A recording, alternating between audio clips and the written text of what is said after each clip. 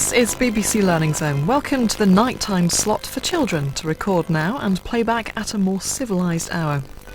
Tonight, our animated hosts Dynamo and Slow-Mo investigate different styles of writing as they explore literacy for 7 to 9-year-olds.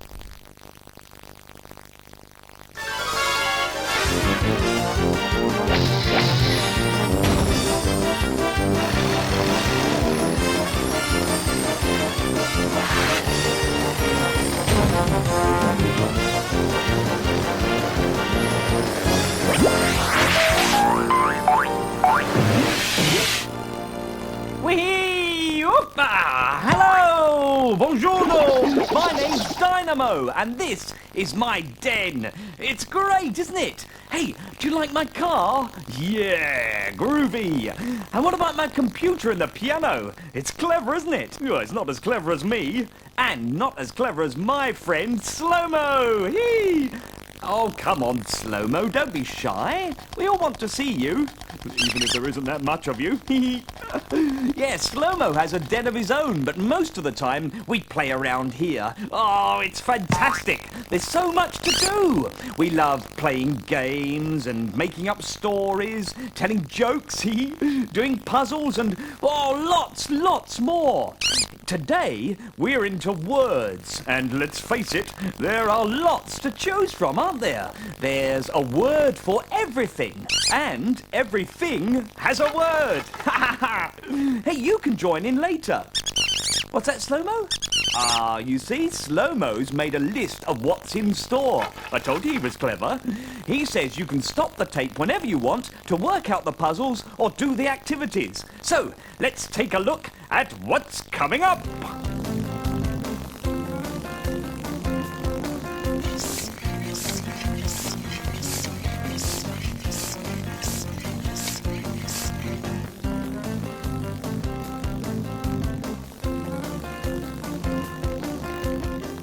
Telling tales.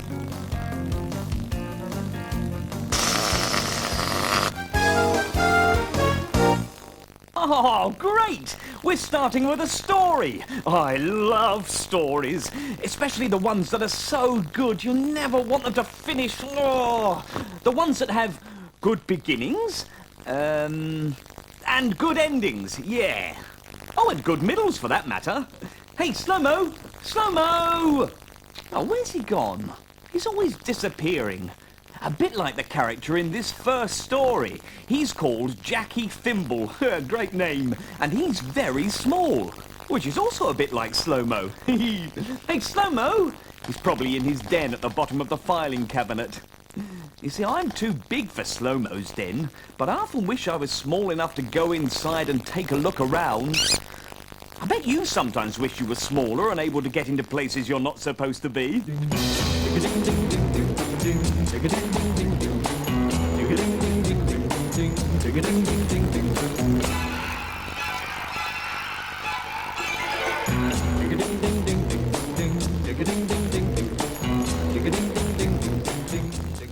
There was a boy called Jackie Thimble, and he was thought both neat and nimble. His height was 1'4". Yes, 16 inches was his height. Just think of it. A tot, a mite. No taller than a riding boot. No longer than a marrow. But he was cheerful as a flute and cheeky as a sparrow. And he would sing and hop and caper and hide behind the morning paper. For Jackie was so very small. Remember, scarcely 16 inches tall. But Jackie's parents were both old and poor. They hardly had enough to keep the wolf away from their back door when times were rough. They could never make both ends meet. They never had enough to eat. Now, Jackie was their only child. Though he was cheeky, he was good. He liked to joke, but was not wild, and helped as best he could. Though they were old and mousy poor, and felt the winter's pinch, and he was only 1'4", they loved him every inch. So all were happy in their way, until one dreadful day. Jackie Thimble disappeared. Oh, how his mother cried and groaned, and how his poor old father feared. The snow fell thick, the north wind moaned. They searched the attic low and high. They looked in chests and cupboards. They searched the loft, they searched the larder. It was as bare as Mother Hubbard's. Distracted with their grief and care, the two poor folks ran here and there. The boy was nowhere to be found. They thought he must be dead. And when at last the night came round, they sadly went to bed.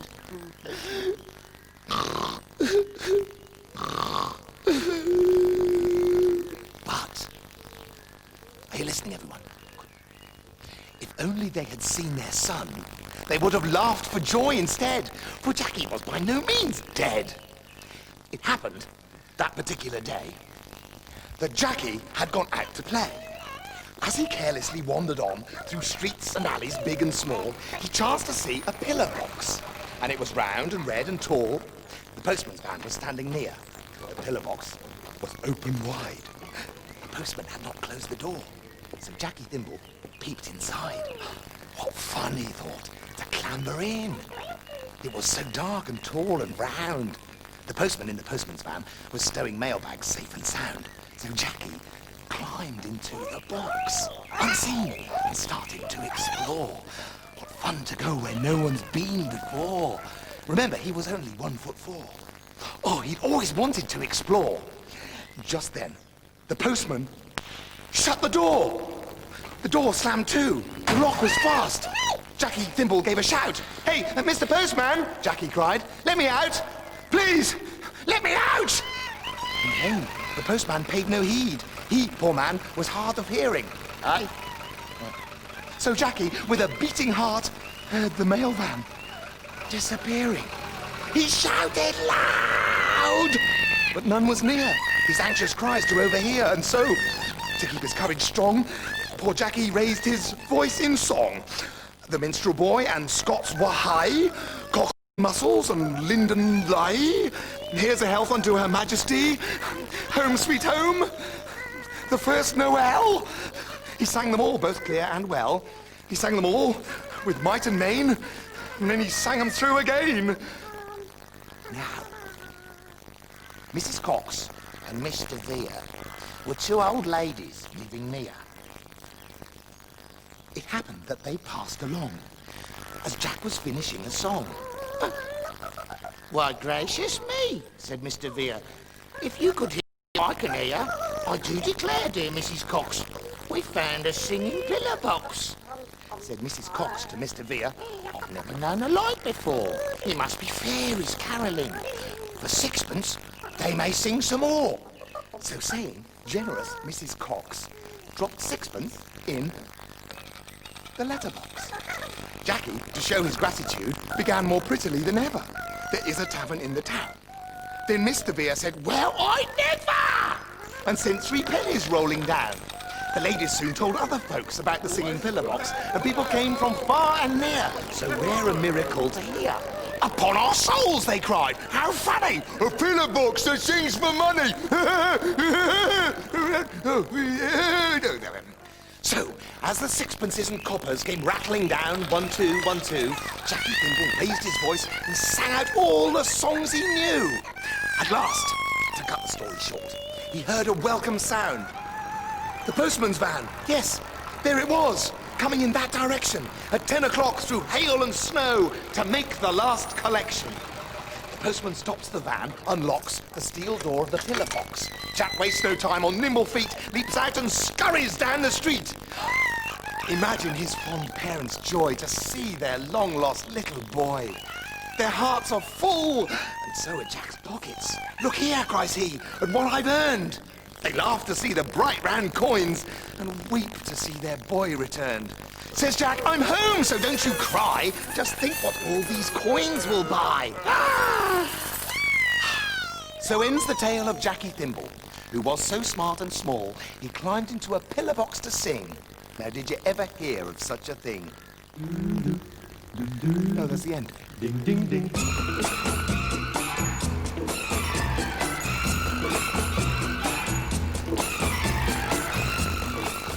Oh, wouldn't it be great to have your own special hiding place, like a post box? Nobody would be able to find you. It'd be brilliant. Well, it looks like Slow-Mo's still hiding. Slow-Mo! Hey, what have you been writing, Slow-Mo? Hey, a good story needs planning. Very true. It needs a good beginning, middle, and ending. Hey, you're right, Slow-Mo. And the story of Jackie Thimble had all three. A good beginning. For Jackie was so very small. Remember, scarcely 16 inches tall. But Jackie's parents were both old and poor. They hardly had enough to keep the wolf away from their back door when times were rough. They could never make both ends meet. They never had enough to eat. Ah, yeah, that is a good beginning, because we find out very quickly that Jackie's very small and from a poor family. There's also a good middle, because when he gets shut in the postbox, we don't know what will happen, do we? The postman's van was standing near. The pillar box was open wide. The postman had not closed the door, so Jackie Thimble peeped inside. What fun, he thought, to clamber in. It was so dark and tall and round. The postman in the postman's van was stowing mailbags safe and sound, so Jackie climbed into the box, unseen, and started to explore. What fun to go where no one's been before. And a good ending. Imagine his fond parents' joy to see their long-lost little boy. Their hearts are full, and so are Jack's pockets. "Look here," cries he, "at what I've earned." They laugh to see the bright round coins and weep to see their boy returned. Says Jack, "I'm home, so don't you cry. Just think what all these coins will buy." That was a good ending. They all lived happily ever after, because Jackie turned out to be still alive, phew, and had made lots of money from singing inside the postbox. Wow! Hey, I like singing in the bath. I wonder if I can make lots of money. Vigilor, sounds better in the bath. Hey, why don't you find a story you particularly like and look for the most important sentences at the beginning, middle, and end of it? And when you next write a story of your own, take time to plan the beginning, middle, and end, like real writers do, like me. Then your story will become a much better tale.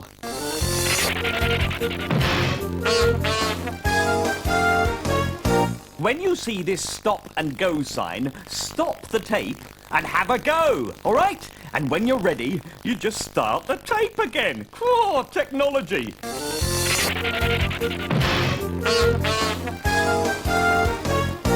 So, Slow-Mo, did you notice anything else that was special about the Jackie Thimble story?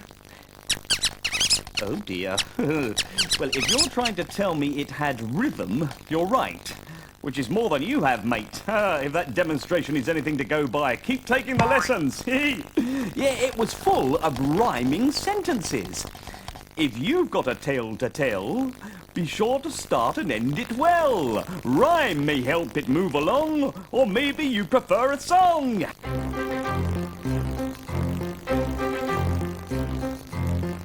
This song is about a dance. Woo-hoo! That once you start, you just can't stop. It's the grasshopper hop. Woo! Here's the chorus. Grasshopper hop, hoppity hop. Grasshopper hop, hop to the top to the grasshopper hop. Can't resist hopping along, dancing to this summertime song. Hop to the top to the grasshopper hop. Imagine the scene. The end of a peaceful summer's day. The field mice are dozing, the leaves rustle quietly, the cows moo sleepily. But in the hedgerow, the evening is just about to begin.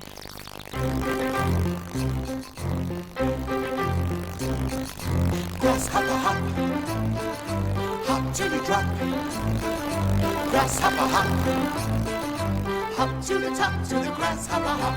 Can't resist hopping along, dancing to this summertime song. Hop to the top to the grasshopper hop, down in the meadow in the evening shade. Everybody's rocking in a leafy glade. Centipedes and millipedes are dancing round. Moving to to the rhythm of the country sound. Grasshopper hop, hop till you drop. Grasshopper hop, hop to the top, to the grasshopper hop. Can't resist hopping along, dancing to this summertime song. Hop to the top, to the grasshopper hop.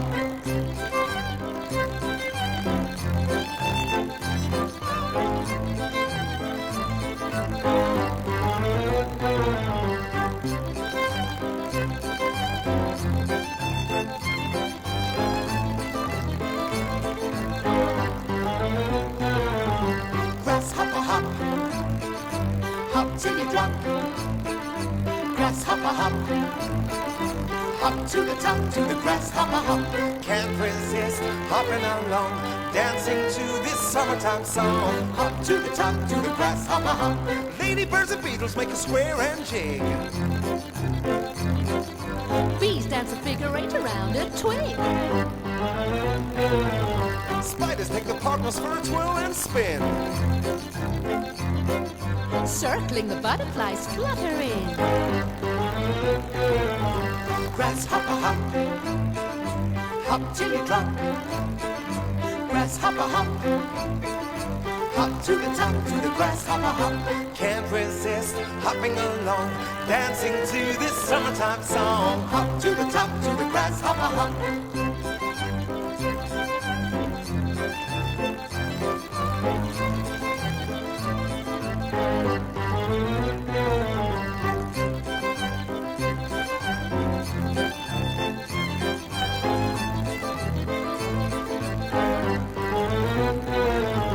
Grasshopper hop, hop till you drop. Grasshopper hop, hop to the top, to the grasshopper hop. Can't resist hopping along, dancing to this summertime song. Hop to the top, to the grasshopper hop. Sitting on the corner of a bramble leaf, Grasshopper's fiddling his dance motif. scraping out a rhythm that he never stops. Leading all the insects in the grasshopper hop. Grasshopper hop, hop till you drop. Grasshopper hop, hop to the top, to the grasshopper hop. Can't resist hopping along, dancing to this summertime song. Hop to the top, to the grasshopper hop. Hop to the top, to the grasshopper hop. Hee hee, hop till you drop, do the grasshopper hop. Hee. Hey, there were lots of rhythm and rhyme in that song, wasn't there? Let's have another look at the words.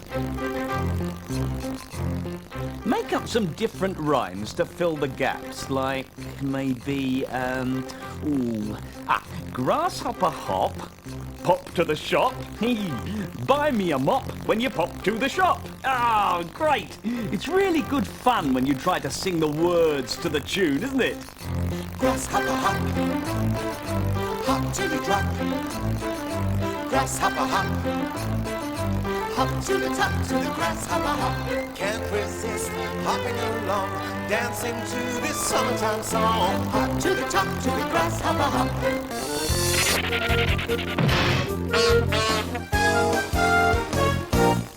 This is my favourite Valentine's Day rhyme. Roses are red, violets are blue. You look like a monkey and you live in a zoo. Hey, where are you going now, Slow-Mo? Oh, sorry. Shh, yes. Why are we whispering? We're getting ready for silent letters in Punk's spelling spot. Ooh. Silent letters are the ones you see when they're written down, but you don't hear when the words are spoken. Let's have a look. Silent letters. Believe it or not, it's Punk's spelling spot. When you got to do some spelling and you don't know what to do, there's a little man with spiky hair who's got some tips for you. Believe it or not, it's Punk's spelling spot. When your head's getting hot, try Punk's spelling spot. Ah, Slow-Mo's coming on with his spelling book. He loves spelling. He's Slow-Mo, the spectacular speller. Ba-ba-da-da-ba-da-da. He wants us to join in with some spelling practice. Oh, all right. All these words have silent letters in them. See if you can guess what they are. Let's have a look.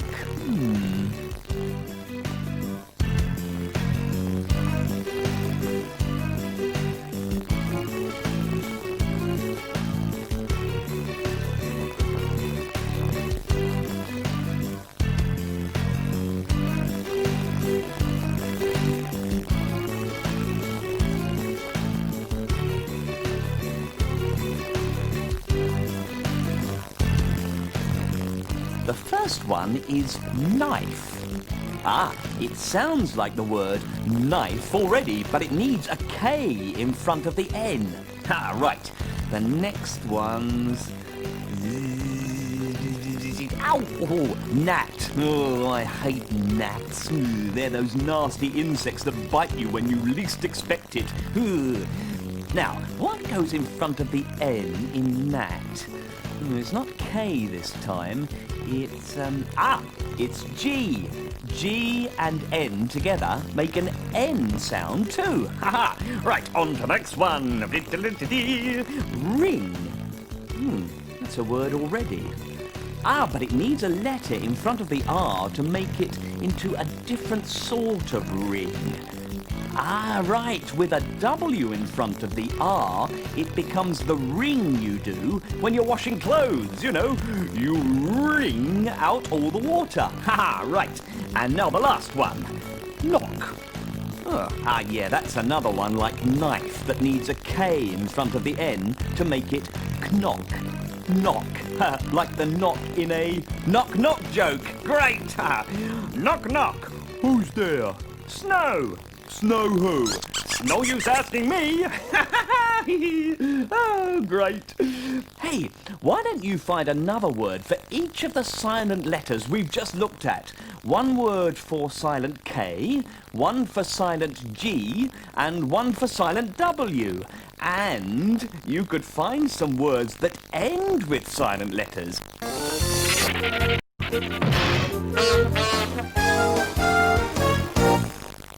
Slow-Mo says my jokes are so bad I deserve to be sentenced to jail. Well, that's not fair, is it? But, talking of sentences, great link. I should be a DJ. Hello, Mr. Dickens. Do sit down. Now, last week we were looking at punctuation. That's right. You asked me to chunk up my writing a bit, make it easier to understand. Yes, indeed. And you brought me a story about your cat, haven't you? Now, let's see. The cat sat on the mat. The mat was in front of a blazing fire. This was the best spot in the house. It was cold outside. Suddenly the cat looked up. She had heard something. It was the voice of her master. It came from the kitchen. This was where the food was usually served. Yeah.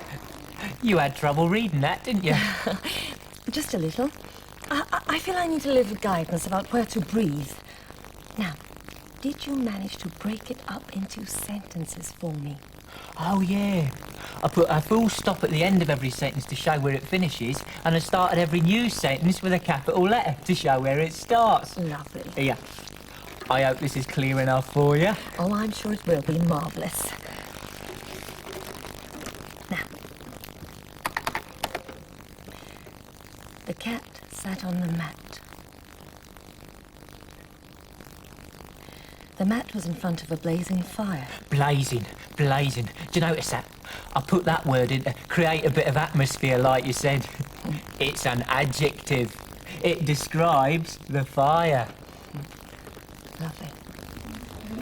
This was the best spot in the house. It was cold outside. Suddenly the cat looked up. She had heard something. It was the voice of her master. He was the one who gave her food. It came from the kitchen.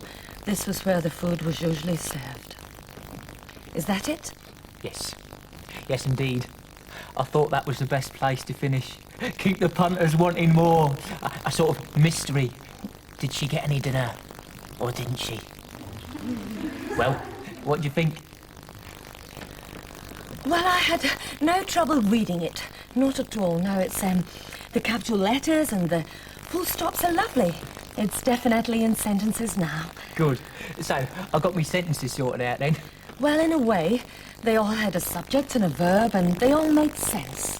Right, so I can write me novel, get published, be a bestseller and make millions and millions of pounds. Perhaps not quite yet. Little way to go, Mr. Dickens. You see, your sentences are all a bit samey. Samey? But they all say different things. Yes, but they're all a bit short. Every sentence is just one clause. Your story is like a collection of thoughts all strung together, one thought at a time. Now, perhaps we could vary the sentences a bit. Have some short, simple, one-clause sentences and some longer sentences with the clauses linked together. Build a bit of rhythm into the writing. Rhythm. Yes. Now, let's see.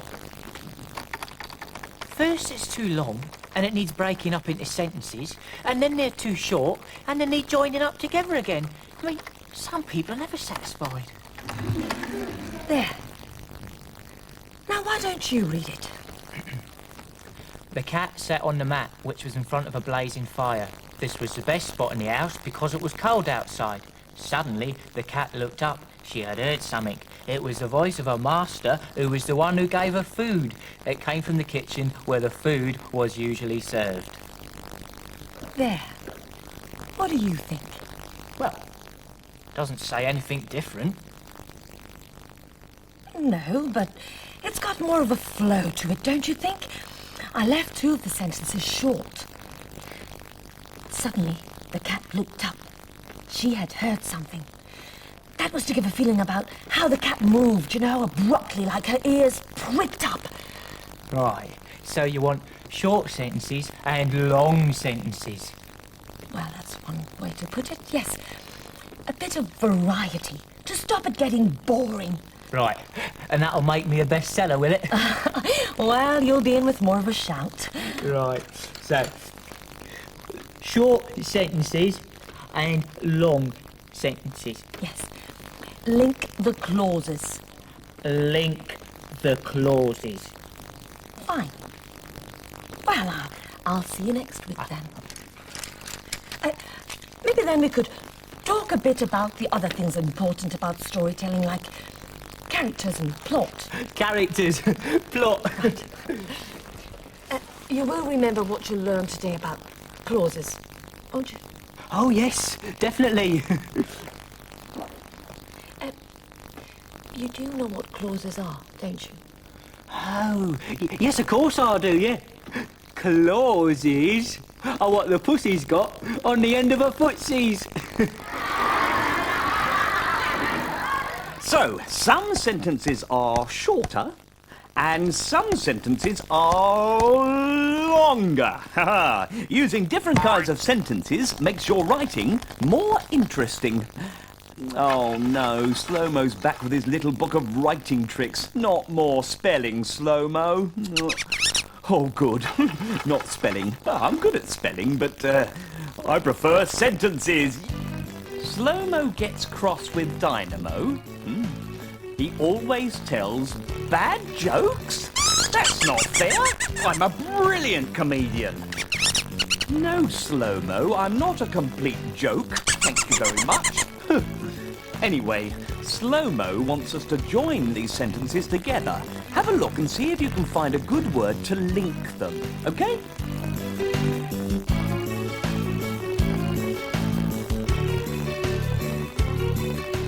Have you found a word to join the sentences together? Right, how about Slow-Mo gets cross with Dynamo because he always tells bad jokes? Yeah, that's better, isn't it? We can add the word because and make one long sentence. Hey, how about this one? Dynamo didn't want to write a story. He wrote a poem instead. It works all right as two sentences, if you like that sort of thing. But can you think of a word to join them and make it one longer sentence?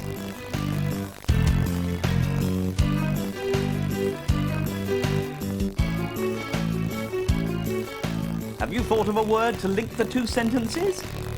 Well, how about the word so?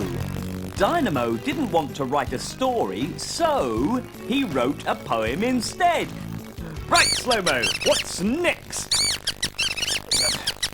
What's he doing? Is this another one of your silly clues? Yo, why are you pointing at my jacket? Oh, I get it.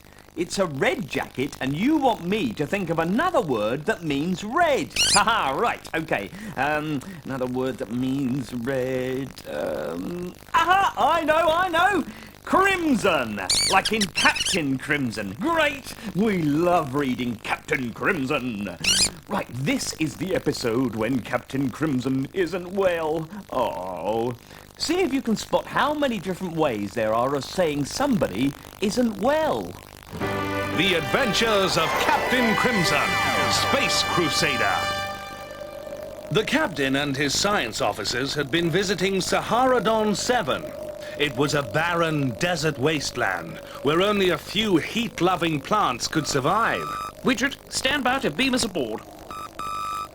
What a beautiful flower. As the captain stooped to sniff the exotic bloom, a cloud of foul-smelling dust unexpectedly shot into his eyes. Be careful, Captain. It's only a bit of pollen, I'm fine. But as the crew was soon to find out, the captain was far from fine. Captain Crimson had a terrible headache. He was beginning to feel quite ill. Are you unwell, Captain? I do feel a bit peaky. You must lie down and rest, Captain. Shan't. Don't want to. So there. Optic was concerned by the captain's behavior, which was quite out of character. He ordered the guards to carry the captain to the hospital section. Lie back, Captain. You're a sick man. Don't feel poorly. Want to get up. Don't fight it, sir. You're indisposed. That's 2 galaxies beyond abnormal. It is a curiosity, certainly. The flower was blooming, which was more than could be said for Captain Crimson, who is in a bad way. The captain looks like he's at death's door. Yep, I'm afraid he's fading fast. The flower was sucking all the liquid from Captain Crimson's body. Unless they could stop it, he would die. Meanwhile, other members of the crew had been attacked by the mystery flowers. The fearless, courageous Space Crusaders had become a crabby bunch of bad-tempered children. It's mine! Hey, I saw it first. No. Didn't. Didn't. So what, Dad? It's spreading like wildfire. We must find a cure or we'll all die. The only way to kill the desert flowers was to freeze them. Optic turned the Galileo's heating system off and exposed them to the freezing air of hyperspace. I hope I have the strength to turn it back on again. Optic's plan worked. Starved of heat, the flowers perished and the crew was saved. First Officer Optic was the only man left on board with the sickness. Dr. Laser prepared to chill his body to a sub-zero state and cure him. I don't know how to thank you, Optic. No need for thanks, sir. It's all in a day's work.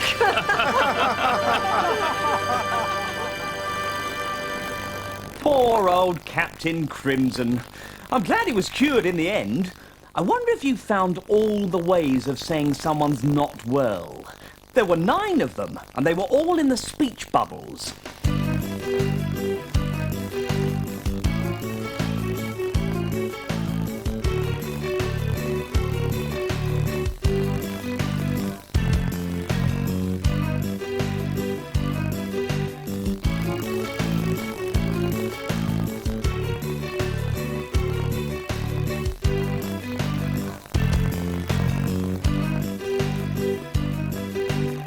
I feel quite poorly just thinking about them.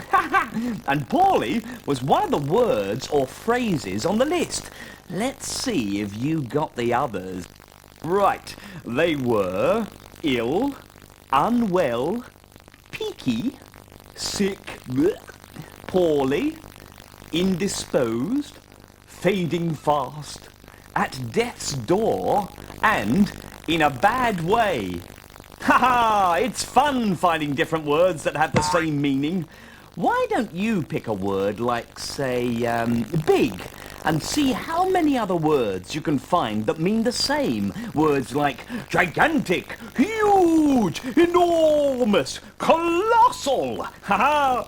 See how many more you can find. Or maybe you'd prefer to look for other words that mean small. Slow-mo's already come up with tiny, miniature, and pint-sized. Ha ha! See how many more you can find. And if you get stuck, look the words up in a dictionary or thesaurus to check if you've missed any. I'm going to look it up in my big thesaurus. It's called a Dinosaurus. Ah!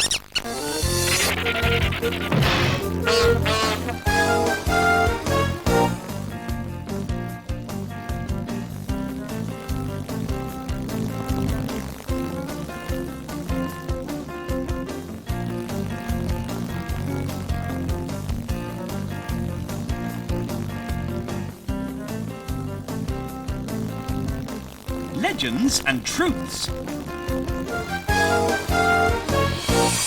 Whee! Aha!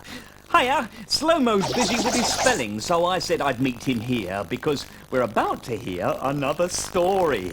This one's a legend. Which means it's a very old story that's been passed down through the generations. It's older than my mum. It's older than my granddad. It's even older than my great-great-aunt Dinah, and that is old, believe me. Woo! Legends are always told as if they were true stories, but they've been told and retold and retold over so many centuries that they're probably now full of fibs and exaggeration. They're likely to be more fiction than fact. Fiction is a word that describes made-up stories. This legend comes from Greece. Oh, it's all about a man called Theseus and his fight with a monster called the Minotaur. Ooh. Hey, Slow-mo! Slow-mo, the story's about to start! Quick! Phew, just in time. It all started a long time ago on an island across the sea from Athens. The island called Crete. Now, the king of Crete was King Minos. Very rich and powerful he was. He lived in a magnificent palace with his two children. His beautiful daughter, Ariadne, and his son, the Minotaur. Now, the Minotaur was a terrible monster, half man and half bull, and he lived beneath the palace in a dark and dreadful place called the Labyrinth. Sort of underground maze it was, a maze that only the Minotaur could find his way through. But the worst thing about this terrifying monster was that it lived on flesh, human flesh. Every 9 years, the Minotaur cried out to be fed.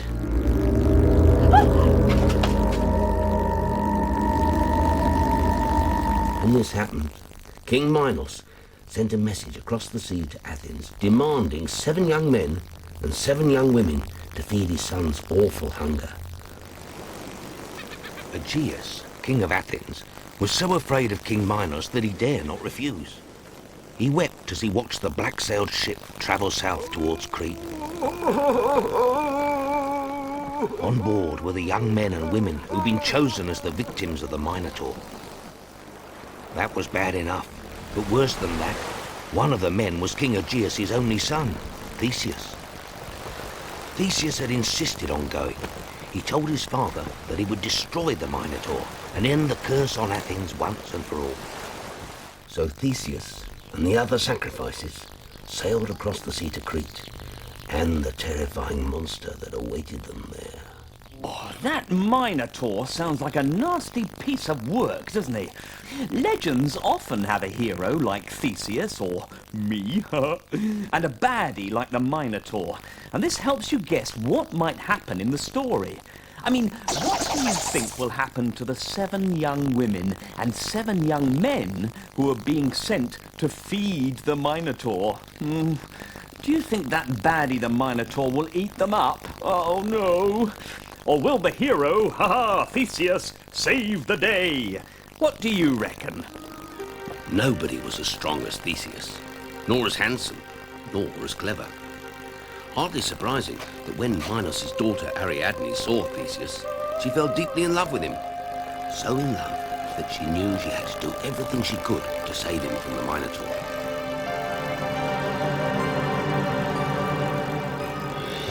In the dead of night, she went secretly to his room. There she told him of her love. Theseus promised that if he succeeded in killing the Minotaur, he would take her back to Athens as his wife. So she gave him a sword and a ball of thread and told him what he must do.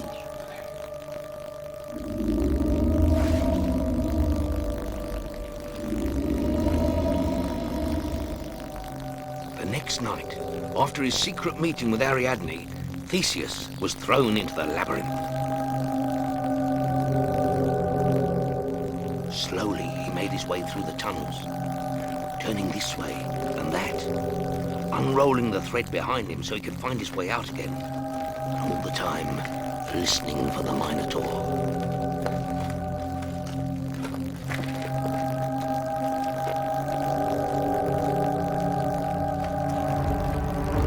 Then suddenly, the Minotaur was on him, snorting and stamping, roaring with fury. Theseus got one arm free and lashed out with the sword.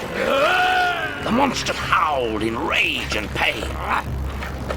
Then Theseus threw himself at the Minotaur and drove his sword into the creature's throat.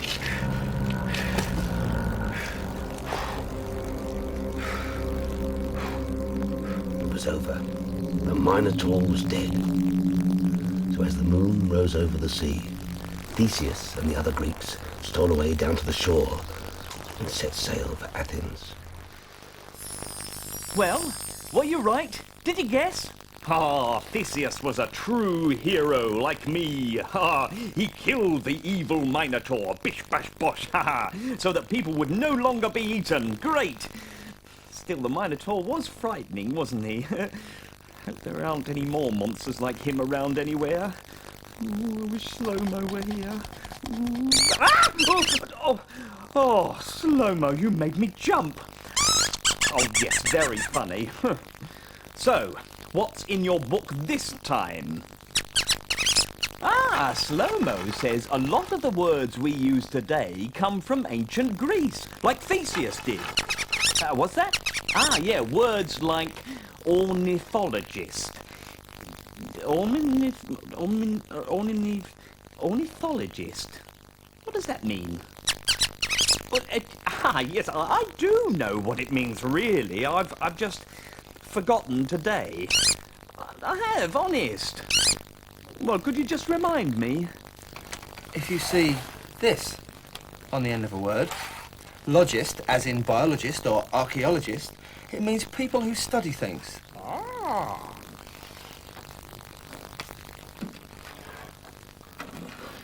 So, an ornithologist is someone who studies birds. This part of the word, ornitho, it means bird, you know, and comes from Greek. Really? I never knew I was an ornitho.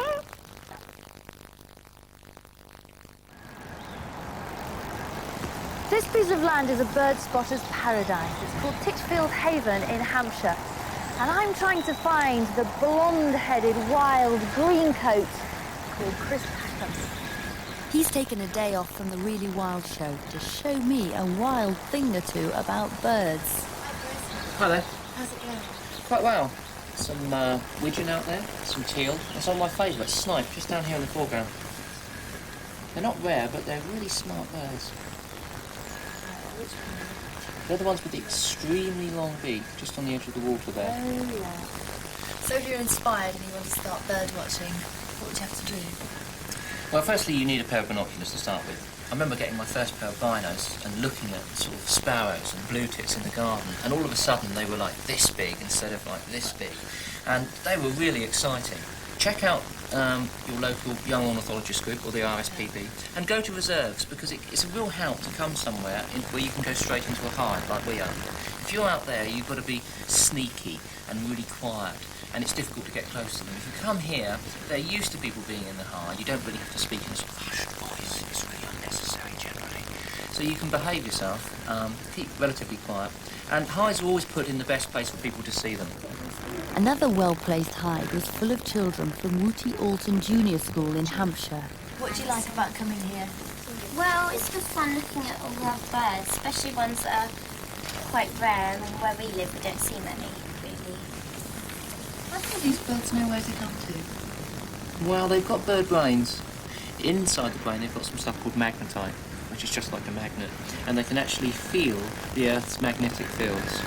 And the field around, say, Manchester is very different from the field around Southampton here. So they can tell the difference. And so they can come back to exactly the same spot year after year. And they also use the stars, the sun, the weather conditions, all sorts of things when they migrate. They're brilliant animals. The best things in life are birds. Ah, yes, right. So, as I thought, an ornithologist is a person who studies birds. A bird watcher. Orni meaning bird, and logist meaning somebody who studies something. Right. Yeah, there are lots of logist words, aren't there? Like ornithologist or archaeologist. Yeah, an archaeologist studies ancient or archaic sites to find out about the past. Slow-mo has some more logist words for us. See if you can guess what the words mean. Right, have a look at these 3 logist words and see if you can match them with their meanings.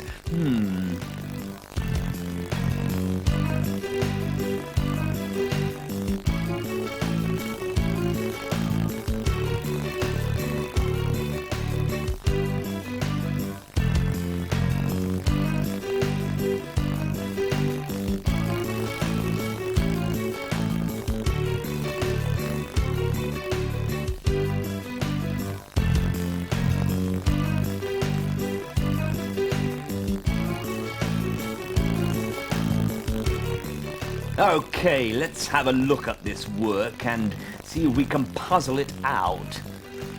A zoologist. That sounds like it would be something to do with zoos, doesn't it? So it's probably a person who studies animals. Yeah, right. A criminologist. Criminologist. Well, part of the word sounds like criminal. So it must be a person who studies crime. Great. And the last one, a cosmologist. Ooh, that's harder, isn't it? But yeah, cosmos is a bit like cosmic, which is space, isn't it? So maybe it's a person who studies space, yeah? Ah, I see, Slow-mo. Right, the universe includes space, so it must be a person who studies the universe. Ha! Do you know any other words with logist at the end of them? See if you can think of more logist words and look them up in a dictionary to see what they mean.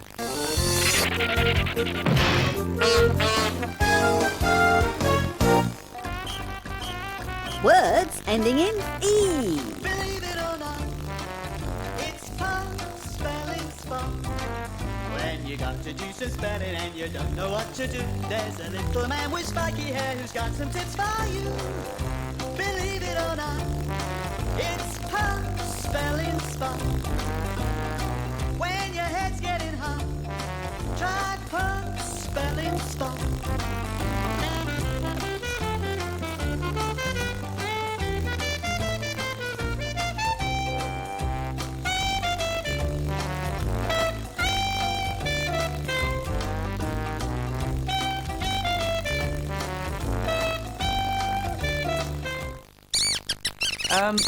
Slow-mo, is there something wrong with your arms?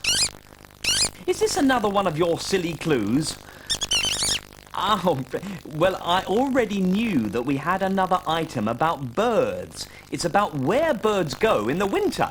Now, this is a factual report, so listen carefully to see how many facts there are about birds and their flying habits. And you might like to make a quick note of them, Have you ever wondered where all the birds that you see in the summer go to in the winter? Well, they go south for a bit of sun. After spending spring and summer feeding and nesting in northern Europe, millions of birds, of all types, take off for Africa to escape the harsh winter ahead. Every autumn, birds from all over Europe home in on Gibraltar, looking for the easiest way of getting to Africa without going over too much water. Even though they can see Morocco from here, it's just 14 miles across the strait. Many of the smaller birds like to make a pit stop in Gibraltar so they can rest and refuel before they attempt the crossing. So this is our chance to prove that birds really do fly south for the winter. Each year, members of the Gibraltar Natural History Society put up very fine nets to trap some of the migrants. Their aim is to see how the bird traffic is flowing. We've got a warbler here. Although the birds get tangled up, it doesn't hurt them at all. What they're looking for are birds which have been caught somewhere else in the world and had a special ring put on their leg. With luck, they can see exactly where the migrant has come from. It says Sempak Helvetia. Charlie Perez, who's in charge of the operation, discovered that this nightingale had already made an incredible journey. That's Switzerland, isn't it? That's right. That's quite exciting, isn't it? Switzerland. It's flown all the way from Central Europe, right round France, across Spain, and it's arrived in Gibraltar. It's quite a feat. How does it make you feel? Well, overawed, really, for such a small animal to travel these distances. The nightingale's lifespan is usually about 15 years.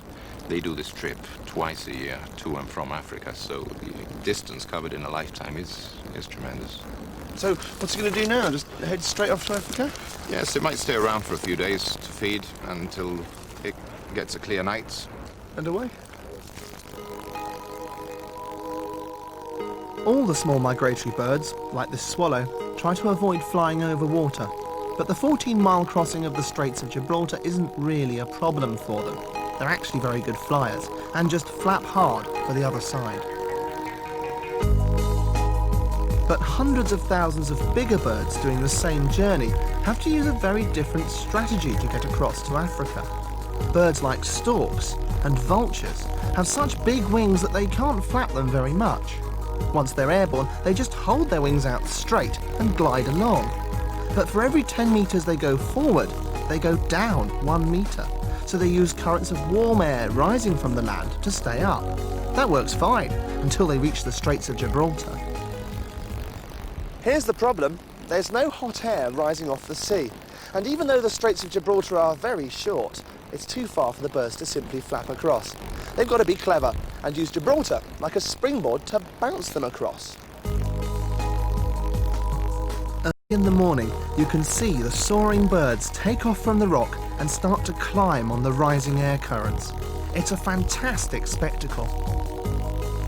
This is astounding. In the same piece of sky, we've got griffon vultures, black kites, and honey buzzards. They're all trying to ride the thermals to get high enough to cross the sea. To do it, they're going to have to get about 2 miles up. At times, Gibraltar is busier than any international airport. Thousands of birds use it every day. The vultures are joined by these white storks, all circling slowly upwards. And once they judge they're high enough, they'll turn out over the sea and make a break for Africa. So there you are.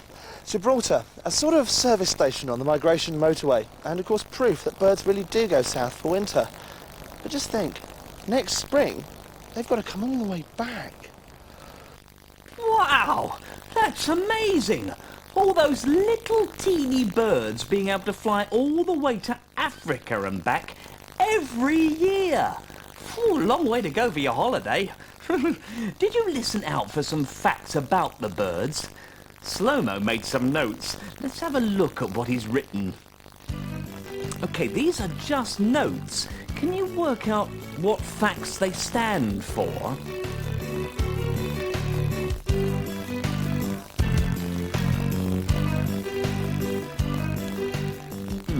The first one is just fly south. So that must stand for the fact that the birds fly south in winter. Right. The next one is just Gibraltar. What was the fact about Gibraltar?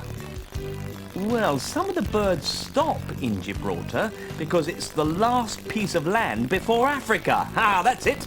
And the last one, swallows avoid water. Oh, I thought you always swallowed when you had water. What does that stand for? Oh, I remember.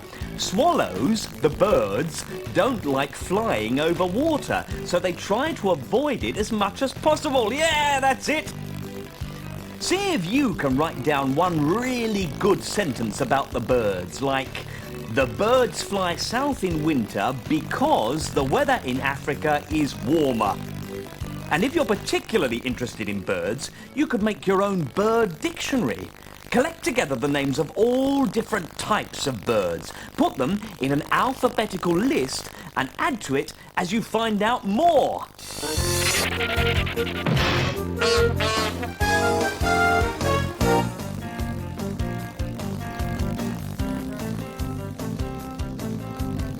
Points of view.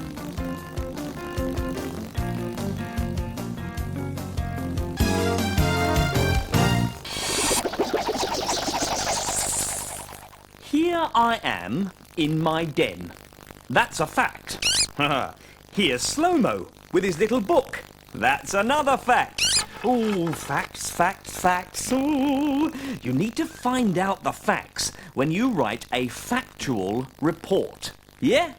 Okay, this is Dynamic Dynamo, ace reporter for the Daily Dynamo, finding the facts and reporting them rapidly. Hold the front page. Yeah, you see, I've been asked to write a brilliant report for my newspaper, all about fishing in Zanzibar. I know it will truly hit the headlines. Whee! What do you mean, Slow-Mo? It's likely to be difficult. Why? Seems straightforward to me. Oh, I see. Oh, Slow-Mo says there are sometimes different points of view when you write a factual report, which can make the task more difficult. You see, in this case, the fishermen need to catch fish, obviously. But sometimes the way they catch the fish can be harmful to the environment they live in. Well, never mind. You can help me. Look at this film about fishing in Zanzibar and see if you can spot the different points of view. Zanzibar's living coral reefs are world famous. For a closer look at this underwater garden paradise, I joined children from Babubu School on a trip to Chumbe Island. These children don't speak a lot of English. Their first language is Swahili, but I'm sure we'll get by somehow, and we're going to have a great day out. Everybody okay? Even though it's a very small island, a lot of the people don't really go swimming here very much.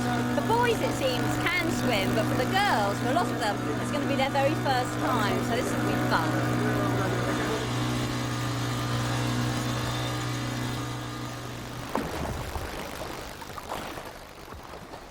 After a brief snorkeling lesson, we set off for the reef.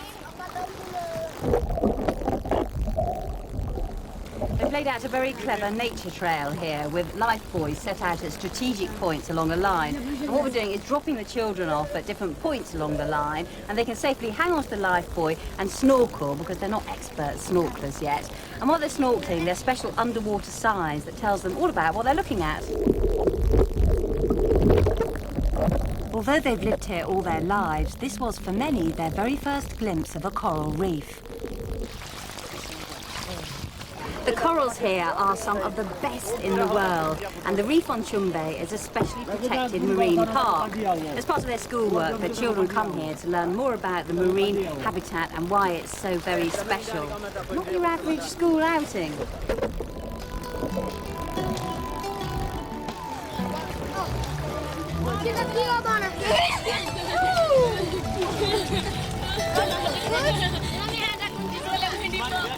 By studying the reef, there's a growing awareness of its importance.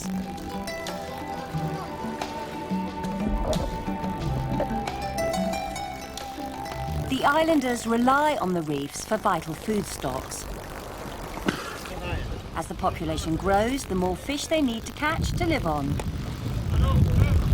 But the growing demand for fish is beginning to damage the reef because of new ways of fishing. Government marine conservationist Omar Faki explained. Fishermen who use nets, when they drag the nets over the coral reefs, then the corals get broke. Then we are getting damage from the dynamite fishing, where a large area of reef is being damaged. To conserve the reef, it's important that destructive fishing methods such as dynamiting is stopped. But it's not as simple as that. Other ways of fishing have to be encouraged instead. One way is to try and persuade fishermen to get bigger boats that can go further out to sea, way beyond the reef, where there's plenty of deep water fish to be had. Yep. Hey. Oh, no. Man overboard. I think they're pretty good swimmers round here. This is a more environmentally friendly way of fishing because it doesn't damage the reef. You have to be quick. It's a bit like unravelling knitting, actually. The net's all in place in a big circle, and I guess they're just going to draw it all in and scoop up the fish.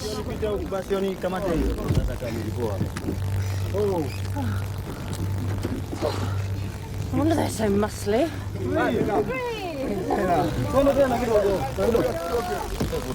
Honestly, you get so sensitive when you're not a fisherman. There's a really beautiful fish swimming around in there, barracuda, which they caught in the net. How big do they get, Captain, the barracudas? 2 feet or 4 feet. To fish like this, you need money to pay for larger boats and nets, as well as expensive outboard motors. It's quite an investment, and not one that every fisherman can afford. But it's a step they must take sooner or later. Laws to ban reef fishing to protect the coral are now a real possibility because the reefs are important tourist attractions. Specially protected marine reserves are good for hotel owners, and they do protect the reef, but the fishermen lose out. So only by adapting their fishing methods can the wonderful corals of Zanzibar be preserved for everybody to enjoy. OK, my little East reporters, now let's see if you got the same facts and points of view about the fishing in Zanzibar as I did. The islanders rely on the reefs for vital food stocks. As the population grows, the more fish they need to catch to live on. The people of Zanzibar eat fish as their main type of food. Fishing needs to take place so the people can eat. That's one point of view about the fishing. And now, another one. Fishermen who use nets, when they drag the nets over the coral reefs, then the corals get broke. Then we are getting damage from the dynamite fishing, where a large area of reef is being damaged. Zanzibar has some of the finest coral in the world, but it's being damaged by the net and dynamite fishing. Well, there we are. There are 2 points of view about the fishing. And I found them both. Right, I can write a brilliant report for the Daily Dynamo. Yeah. Yeah, OK, Slow-Mo, so I need to remember the facts, yes. And write good sentences, yes. And spell the words properly, yes. All right, Slow-Mo, so there are lots of things to remember. But you have to know about those for all kinds of writing. You wait. I bet I can still write a good report. Here we go. Oh, OK. And use capital letters for the names like Zanzibar and for the beginnings of sentences. Think big, big, big at the beginning. Put a capital first and you're winning. Think big, think big, think big. Want everyone to notice? There's no need to bark. Get everyone's attention with an exclamation mark. Exclamation mark. Exclamation mark. Slow-mo, how do you spell bright? You see, I want to write the sentence, the weather in Zanzibar is bright and sunny. Great sentence. Is it, B-R-I-T-E? Oh. Well, what is it then? Words ending in I-G-H-T. Believe it or not, it's fun spelling spot. When you got to do some spelling and you don't know what to do, there's a little man with spiky hair who's got some tips for you. Believe it or not, it's fun spelling spot. When your head's getting hot, try fun spelling spot.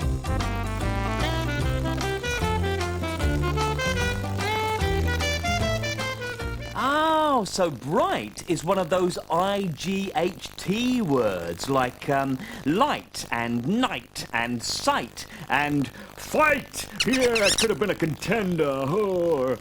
Oh, ha, and right. Slow-mo is always right. Oh, well, back to my report. The trouble is, I still don't really know how to start. Hey, perhaps if I'm going to do an ace report, I should start by thinking of all those question words. Yeah, you can use questions to find out facts.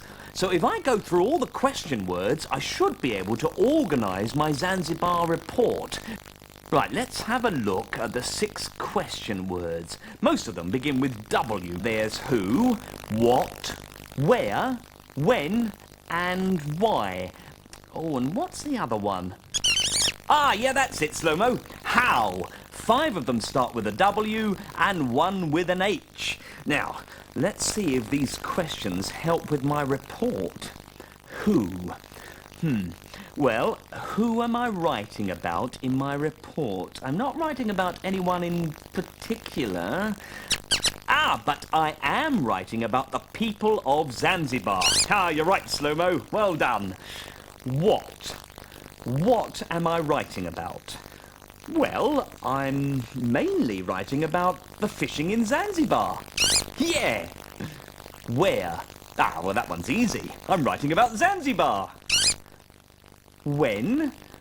Oh, that's harder. I suppose I'm writing about Zanzibar as it is today. Yes? Why? Why am I writing about Zanzibar? Well, because there are 2 points of view about the fishing there. Yes? How? How am I going to write the report? Ooh, good question. Oh, I know! Ha-ha! I'm gonna write it like a newspaper reporter, because it's for the Daily Dynamo, and I'm an ace reporter! Yeah! Oh, I feel much better now. All those questions have really helped jog my memory. My roving reporter writing skills have now returned, and I shan't return here until I've finished. What's up, Slow-mo? It's time for some more Captain Crimson now? What, right this minute? Oh, no. I can't miss Captain Crimson. I just can't. Well, the Zanzibar report will have to wait until after Captain Crimson, that's all.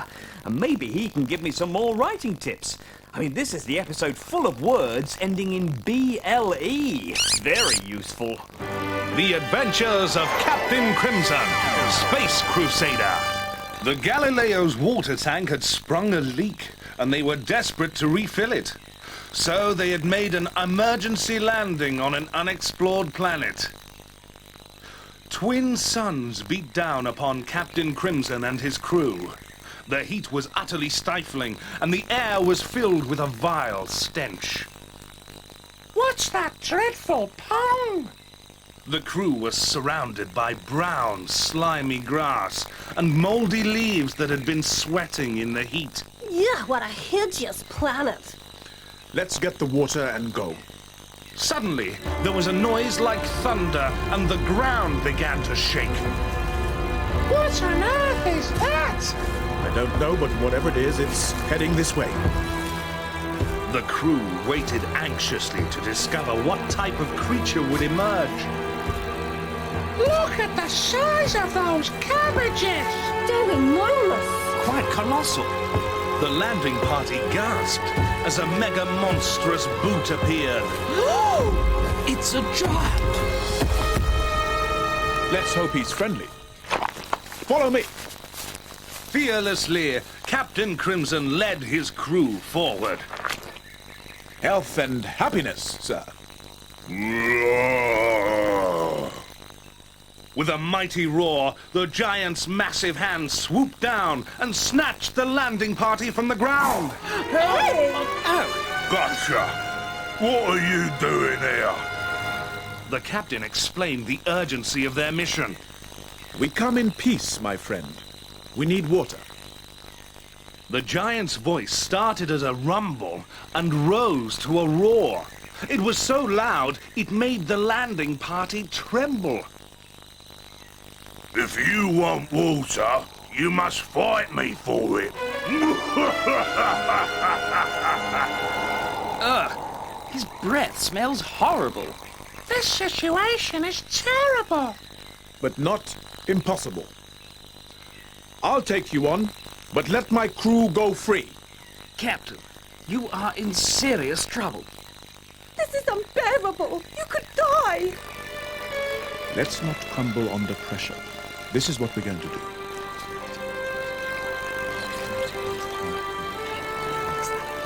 As the noble captain prepared to fight for their lives, his capable crew escaped to put his plan into action. Hurry up, Tip. There's so little time to save the captain. One stumble and you're mine. The nimble-footed captain was too quick for the lumbering giant. Down here, big fella. We'll get ya. Missed. As the landing pods flew in low, the captain put his part of the plan into action. Take this! And that! You big bully! Ow! Ooh. Ow. And that! With expert skill, the crew hooked onto the giant strawberry net. Steady as she goes, man.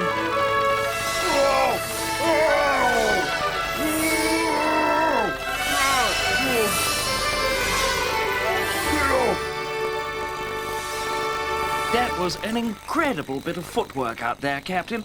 Thanks for saving us. No need for thanks, Optic. It's all in a day's work. Oh, I love Captain Crimson. He's remarkable, incredible, unbelievable. Did you notice all the words ending in BLE? Yeah, I suppose I did make it a bit obvious. Well, I'm going to use some in my Zanzibar report, and you can help me by thinking of 4 more, okay? Well, not to finish my report for the Daily Dynamo would be irresponsible and unforgivable. You could design your own front page of a newspaper and write a report on fishing in Zanzibar as your big headline story. Brilliant. Hey, watch the film again to work out the different points of view and use the who, what, where, why, how, and when questions to help you get started on your report. Okay? In the meantime, I must skedaddle. See you later, alligator.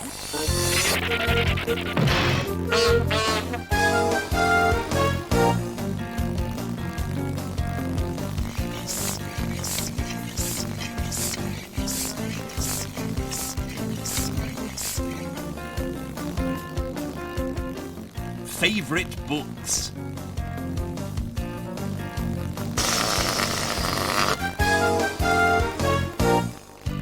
Hello, Steve here. My favourite kind of story is a fantasy story. Information books tell you a lot about things. I especially like ones about space. I like reading comics, especially the Beano, and my favourite character is Ivy the Terrible. Hiya! Me and Slow-Mo have brought along our favourite books because this bit's all about reading and enjoying stories, yeah. Slow-Mo likes reading adventure stories, and I like them too. But what I really, really like are books that are funny, yeah. Not funny peculiar, but funny ha-ha-ha! Especially anything written by Roald Dahl. Ah, he's my most favourite author. Fantastic Mr. Fox, The Twits, Charlie and the Chocolate Factory, and one day I'm going to be a brilliant writer and write stories as good as his. Something like Mr. Fox's Chocolates, or Fantastic Charlie, or The Twit Factory. Yeah.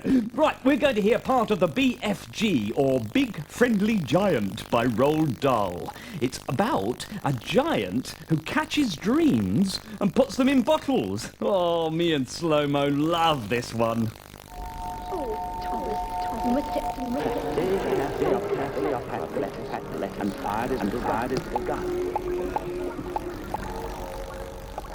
The big friendly giant was seated at the great table in his cave, and he was doing his homework. Sophie sat cross-legged on the tabletop nearby, watching him work. The glass jar, containing the one and only good dream they caught that day, stood between them. The BFG, with great care and patience, was printing something on a piece of paper with an enormous pencil. "What are you writing?" Sophie asked him.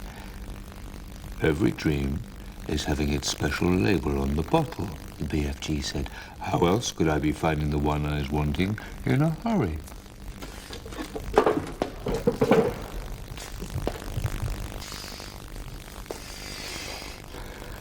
Every dream in the world is making a different sort of buzzy hum music.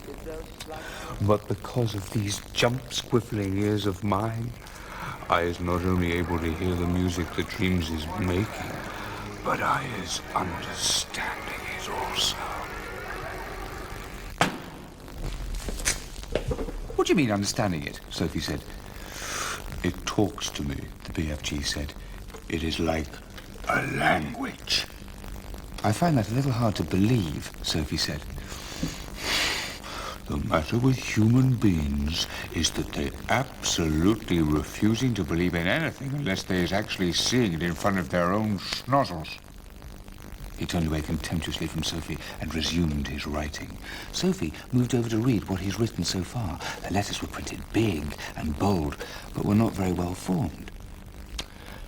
"I has written a book, and it is so exciting, nobody can put it down. As soon as you had read the first line, you were so hooked on it, you cannot stop until this last page. In all the cities, people is walking in the streets, bumping into each other, because their faces is buried in my book, and dentists is reading it and trying to fill the teeth at the same time, but nobody minds, because they're all reading it too in the dentist's chair. Football players are reading it on the field because they can't put it down. Everybody has to see what is going to happen next in my book, and when I wake up, I'm still tingling with excitement at being the greatest writer the world has ever known. Until my mummy comes in. And says, I was looking at your English exercise book last night, and really your spelling is atrocious, and so is your punctuation. Look in the jar carefully, and I think you'll be seeing this dream. Sophie peered into the jar, and sure enough, she saw the faint translucent outline of something about the size of a hen's egg. There was just a touch of colour in it, a pale sea green, soft and shimmering and very beautiful. It's moving, Sophie cried. It's alive! Of course it's alive. What will you feed it on? Sophie asked. It is not needing any food, the BFG told her. Oh, that's cruel, Sophie said. Everything alive needs some sort of food, even trees and plants. The north wind is alive, the BFG said. It is moving. It touches you on the cheek and on the hands, but nobody's feeding it. Sophie was silent. This extraordinary giant was disturbing her ideas. He seemed to be leading her towards mysteries that were beyond her understanding. Oh, the BFG is such a brilliant story.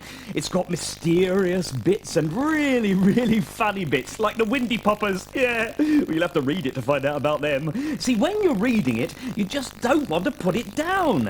And it's not only me and Slow-Mo who like it.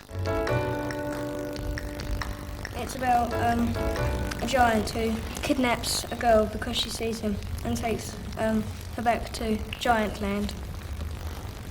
And he catches dreams and blows them into children's bedrooms at night.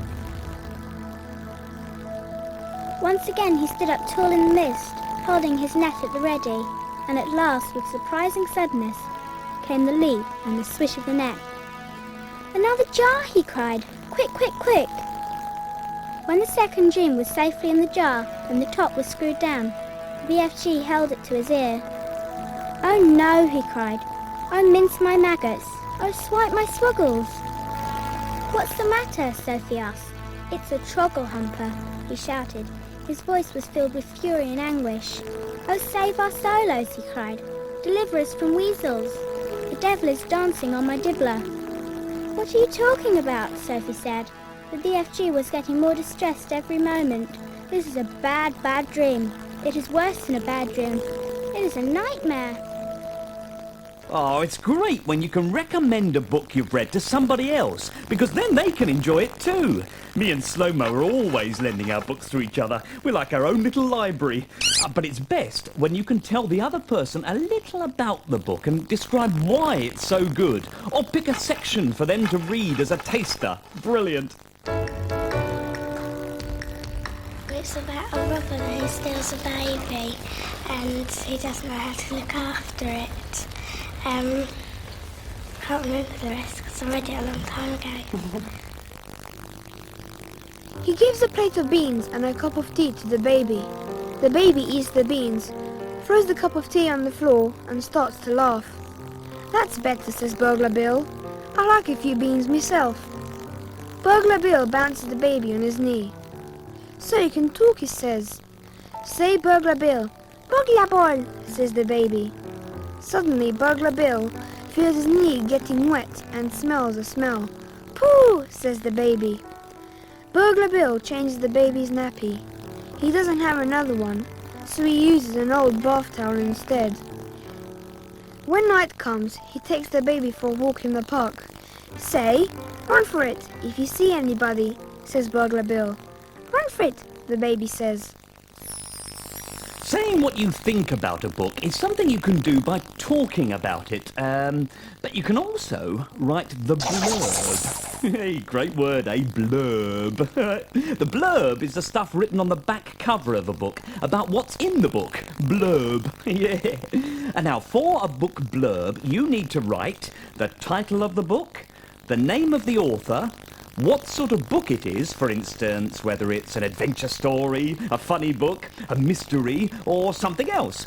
A sentence or two about what happens in the book and why you like it, okay? Hey, why don't you have a go at writing a book blurb? You could also go back to a story you've read and enjoyed and pick out one section that you really like to read to somebody. Oh, reading's great! And it can be even more fun if you share it with other people and tell them about what you've read.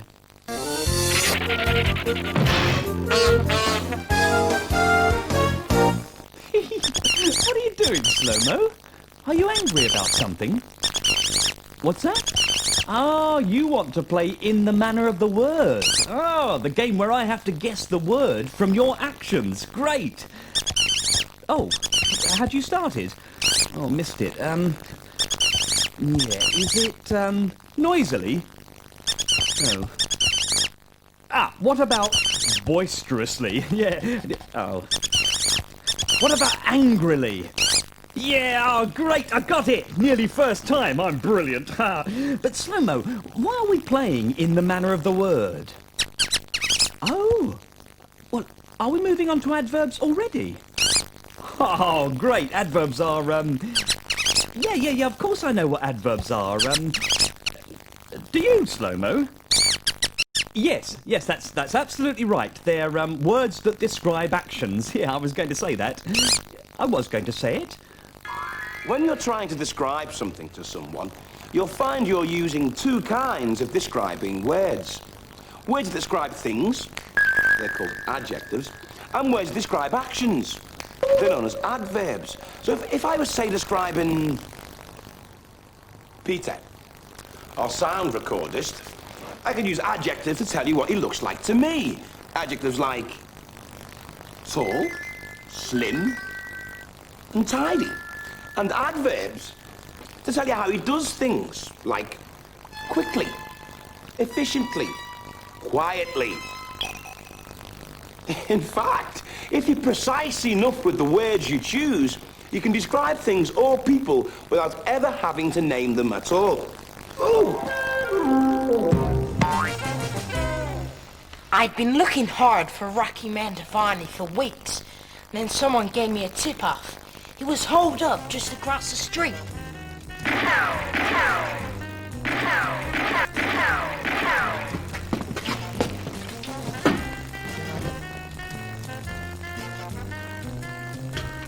This is your last chance, Rocky.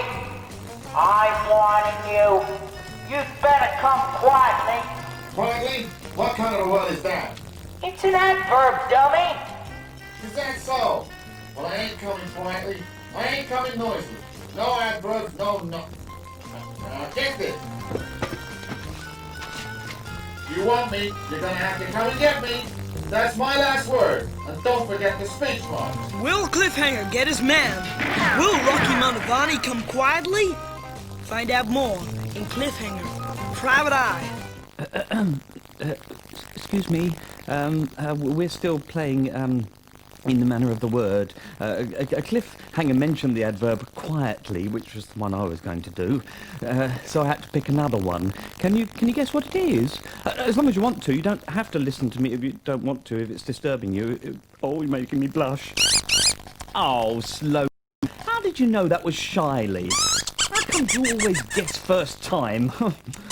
Yeah, well, why don't you go off to your den in the manner of the word? Thank you very much. Smugly? No, is it annoyingly? Oh, all right, Slow-Mo, I give in. What adverb were you doing? Oh, happily. That's a good adverb, Slow-Mo. Oh, why are you so good at this game? It's probably because I taught him how to play it. Hey, you could play in the manner of the word at home. All you need to do is think of an adverb, a word that describes an action, okay, like quietly or shyly, or happily, and act it out, okay?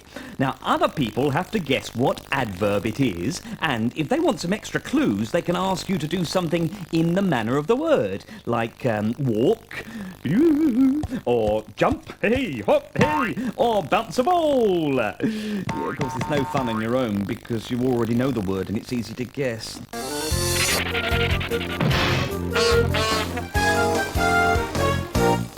Today I'm going to tell you how to care for your dog. To look after your dog properly, you need adverbs. Call it quietly. Treat it kindly. Feed it regularly. And stroke it gently. For a happier, healthier dog, don't forget your adverbs.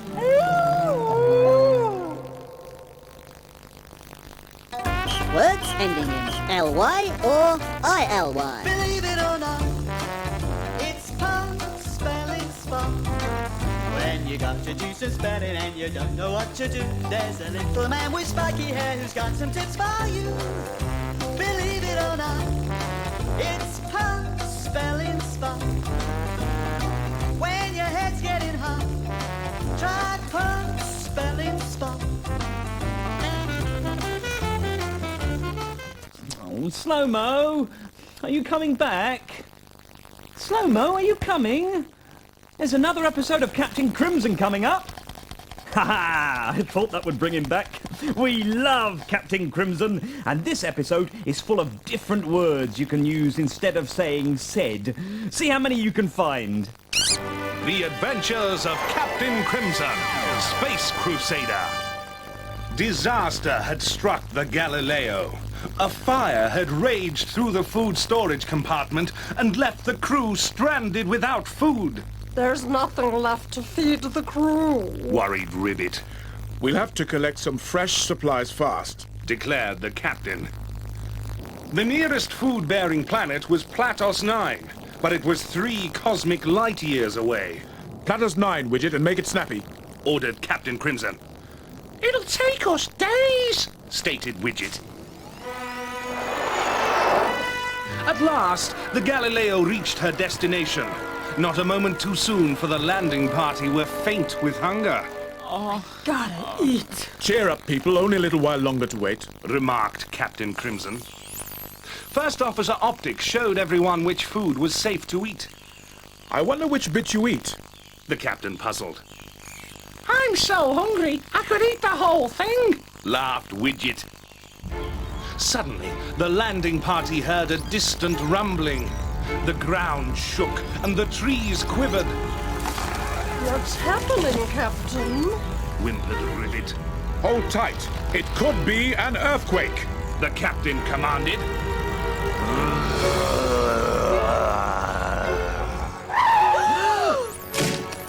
The creature hadn't noticed the landing party hanging in the trees above it. Beware, it's a man-eating Mogolith, whispered Optic. Nobody move, Captain Crimson insisted. The Mogolith lowered his huge mangy head and rubbed his tusk against the tree trunk. Ow! Help me, Captain! Yelled Dr. Laser. I'll save you, Dr. Laser, bellowed the captain. Captain Crimson quickly unwound the super-strength boomerang rope from his utility piffer. I'll deal with this while you pull Dr. Laser clear, the captain instructed.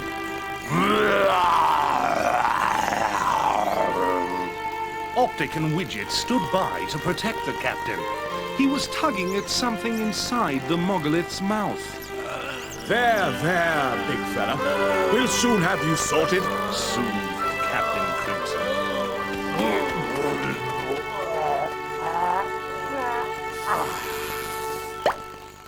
The captain pulled out a rotten tooth, and the Mogolith stopped roaring immediately. If in doubt, whip it out, announced Captain Crimson. The Mogolith was so grateful to have his toothache cured. He helped Captain Crimson and the landing party gather enough fruit to last them on their journey back to Starbase. Thank you. No need for thanks, my whiskery friend. It's all in a day's work. Yeah, so Slow-Mo remarked that Captain Crimson was his favourite comic hero. I agreed that he was my favourite too. Yeah, did you count all the words that were used in the episode instead of said? I counted 16 altogether. Yeah, well, all right. I counted 3 and Slow-Mo counted the other 13. But mine were really difficult ones. Oh, how many did you get, eh? If you didn't get them all, why not take another look and see which ones you missed?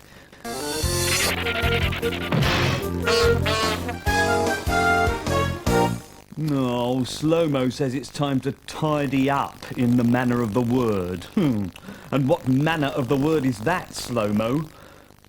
Quickly. Oh.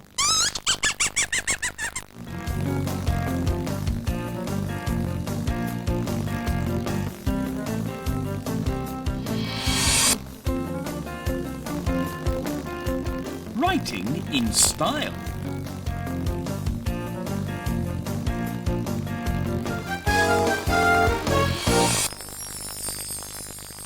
Hey, Slow-Mo! Slow-Mo! How would you describe my den? Yeah. It is not messy.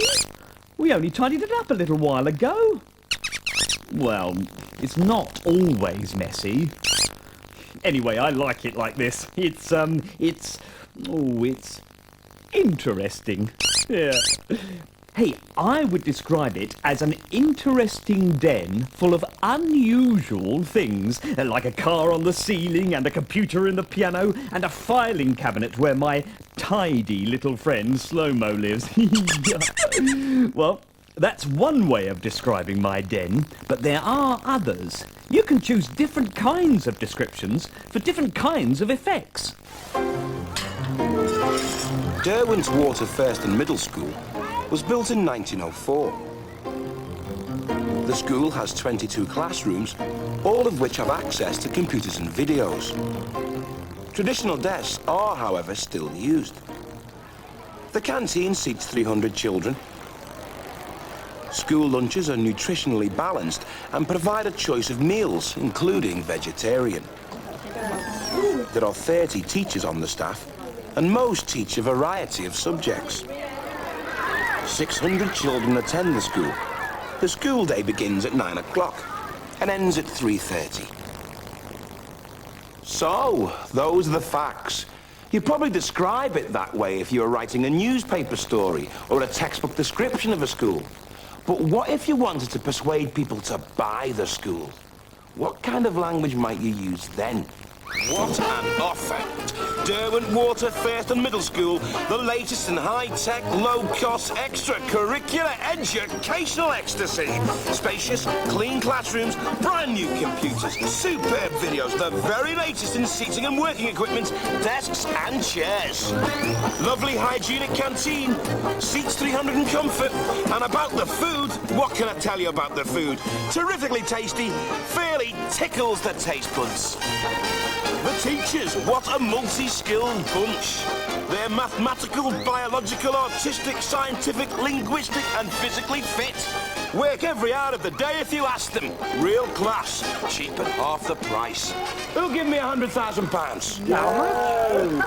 £50,000. I'm robbing myself, I tell ya. 50 quid. 5p. Oh, all right, you've twisted my arm, 5p, and I'll chuck in the kids. So! Yeah, Slow-Mo, did you notice that when you use an advertising style to describe something, you are nice and complimentary, You would not get away with describing my den as messy. I mean, my den is probably the best den in the world. In advertising, my den would be described as, lovely and luxurious, fantastic and fun, incredible and interesting, and colourful, cosy and comfortable. And certainly not messy. Hey, have you noticed something else about the kind of description and style you use for advertising? Let's have a look at my new description of the den. Lovely and luxurious. Fantastic and fun. Incredible and interesting. And colourful, cosy and comfortable.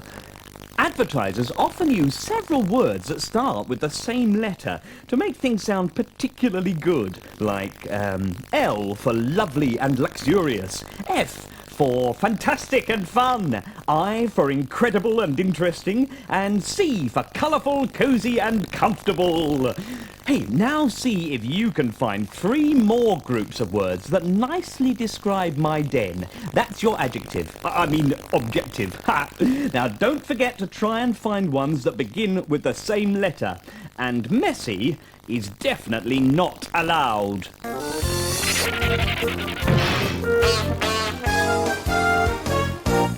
Now, in all kinds of writing, you need to find the right word for the right job. Right? In the beginning, there were interjections.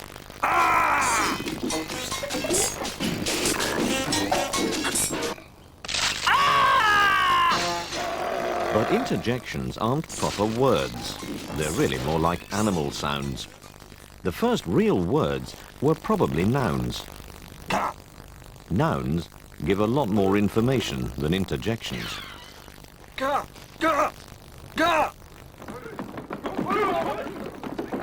After a while, nouns grew into noun phrases. Big car. Big car. Big car. Big car. Verbs probably developed quite early too. Jump.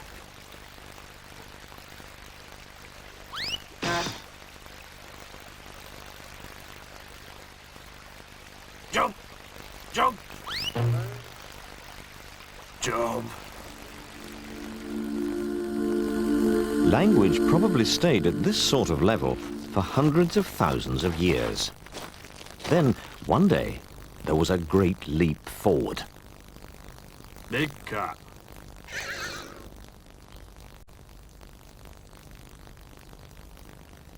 Big cat.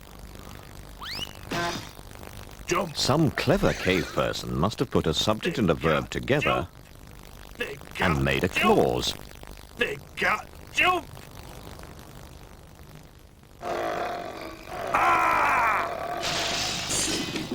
Of course, there were still interjections. OK, when we speak or write, we have words for all different purposes, don't we, Slow-Mo? Nouns are words for people and things. Verbs are action or doing words, the ones that usually end in ing. And adverbs and adjectives are describing words. Describing words can make writing a lot more interesting. Sometimes you can guess what someone is talking about just from the adjectives they use. What am I? I am very beautiful. I have feathers with eyes on. I can spread my feathers out behind me like a fan. I walk very gracefully. What am I? I'm big and I'm round and I got orange skin and people like me in Halloween. What am I? I am a glass object which people have in their room. I can be oblong or round or any other shape. I also reflect people and any movements that they do. What am I? I'm big, I'm strong, I'm hairy. I love to swing from tree to tree. Humans evolved from my family. What am I? I'm quite small, I'm soft to the touch, but watch out, I have some sharp bits too. I have pointed ears and a tail, and I like to chase things, but sometimes things chase me. What am I? You shuffle me carefully, deal me out evenly, play me craftily, slap me down heavily, and shout out loudly when you win. Come on, Snake, come on. Come on. If you were describing a snake, how would you do it? Like this. The snake is a long, limbless reptile that squeezes or bites its prey. Or like this. Hissing venomously, the savage snake strikes. Oops. Go on, get out of here. Get out of here. You see, each sentence tells us something about the snake. This one makes me see the snake as a dangerous and frightening creature. And all those S sounds making me hear it too.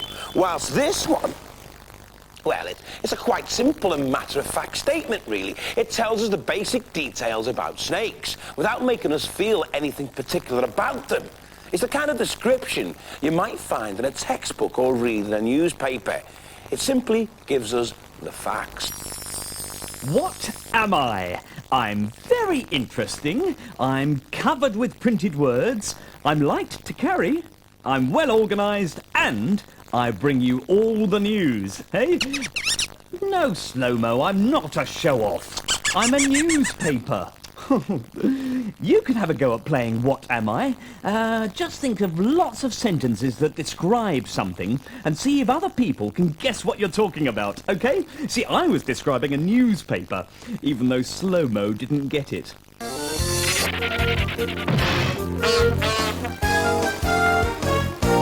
Hello, Dynamo. My favourite 2 words for describing the weather are sunny and breezy.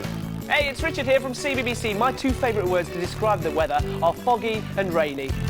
And my favourite word to describe the weather is beautiful.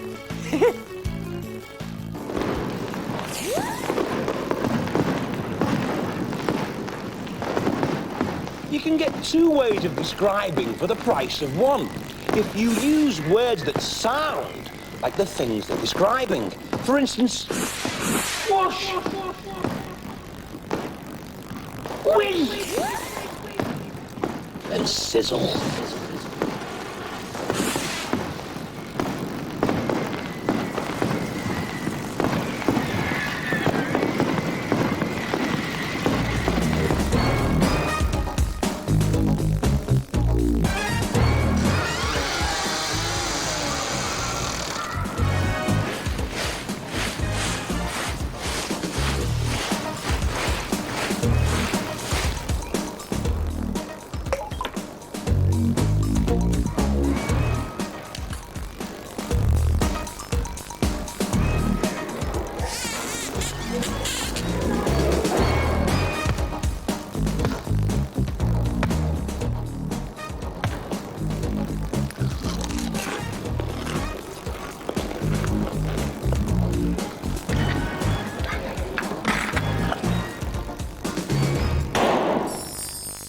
I've got another report to write for the Daily Dynamo. Brilliant. This one's all about some unusual creatures that live off the Florida coast. They're called manatees. Yeah, but they were once thought to be mermaids. Hey, listen carefully and try and remember some facts about the manatees, because they'll be useful for the report. Hey, and don't forget all those question words. When sailors first voyaged to the New World, they returned with fantastic tales. Beneath the treacherous waves lived beautiful but dangerous creatures.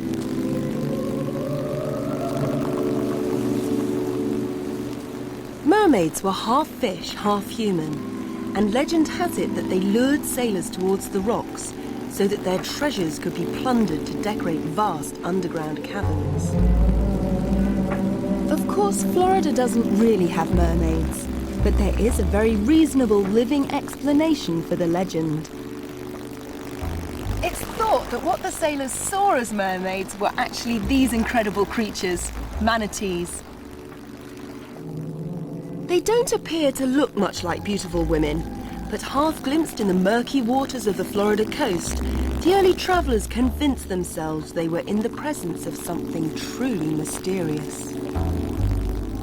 Legend tells how mermaids would call to sailors, enticing the men closer with their strange melodies. And it's certainly true that the call of a manatee could be mistaken for a mermaid's song. But half fish, half woman, they're definitely not. They're funny animals, sometimes called sea cows, but actually distantly related to elephants. They're gentle, friendly vegetarians, which certainly don't cause any harm. Now the truth is far from manatees leading boats into trouble. Sadly, these days, it's the other way round.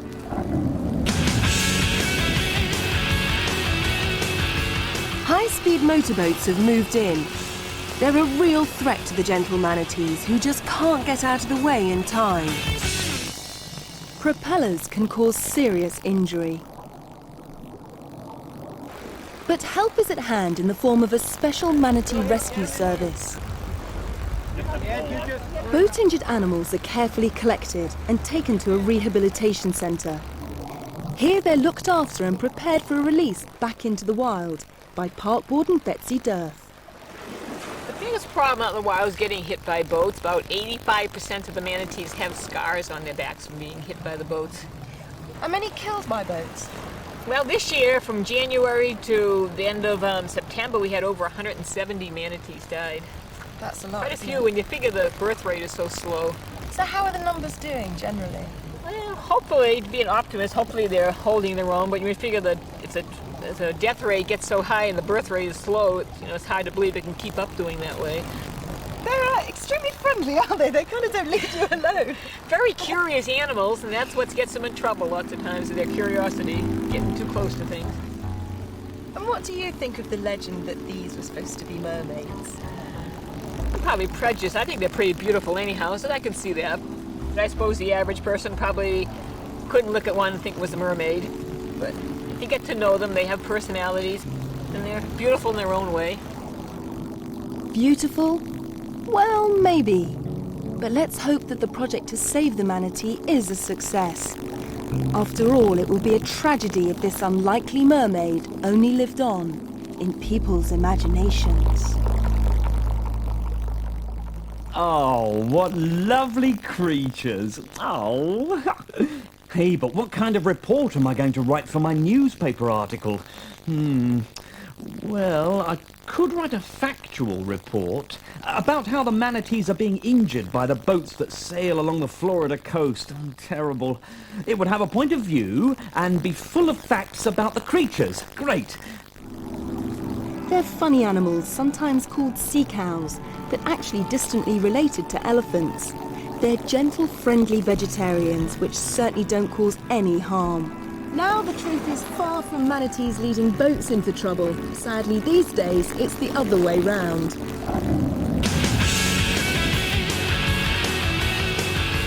High-speed motorboats have moved in.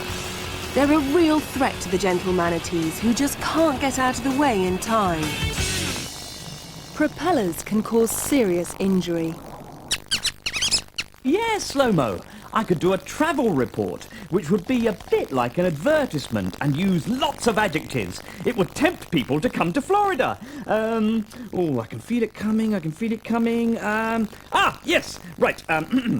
Take a trip to the fabulous Florida coast to see the marvelous manatees that were once thought to be mermaids. Haha, yeah, brilliant. Take a trip to the fabulous Florida coast to see the marvelous manatees that were once thought to be mermaids. Brilliant. Oh, I must write some more. A writer's work is never done. Slow-mo, what is it I'm thinking? Slow-mo, what are you trying to tell me? Oh, why do you always decide that it's time for Captain Crimson just when I'm about to do some proper writing? Oh, it's no good. I can't miss Captain Crimson. And anyway, this episode is full of words to do with the countryside, which are very useful for an ace travel reporter like myself. Are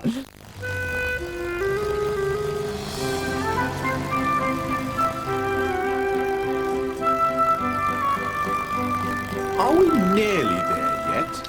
If you ask that one more time, I'm going to scream. We'll be there in a minute, Captain.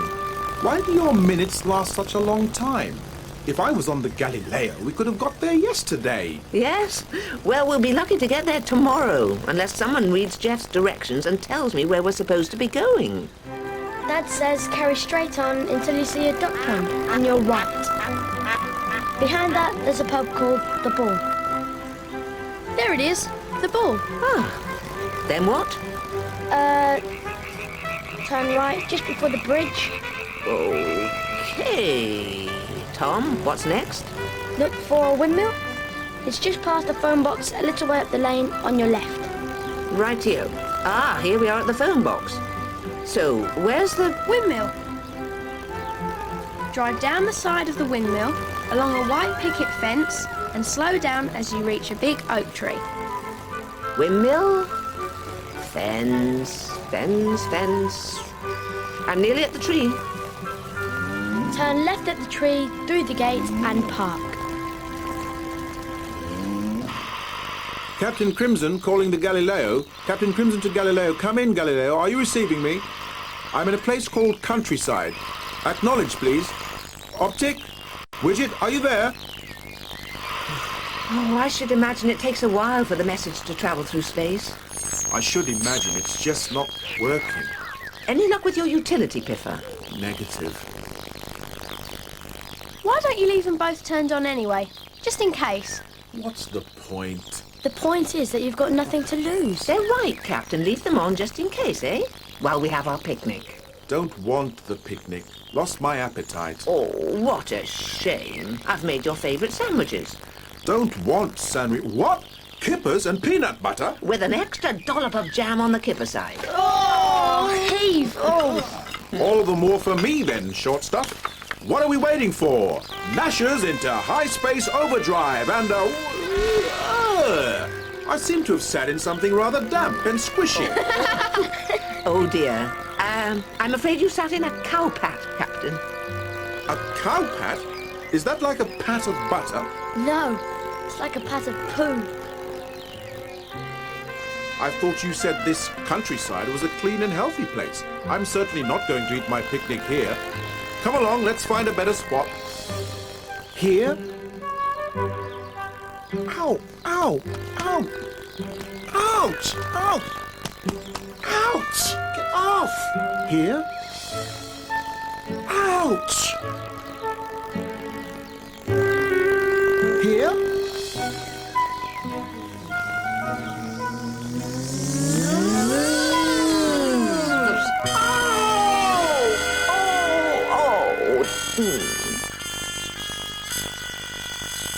Are you sure this is where you want to have your picnic? Positive. This is the place. Well, it's the only place we haven't tried. There's no cows, no ants, no bees, no nettles, no nothing. I must say this does look like the perfect spot for a picnic. Please. I'm a starship captain. I'd never lead you anywhere that was less than perfect.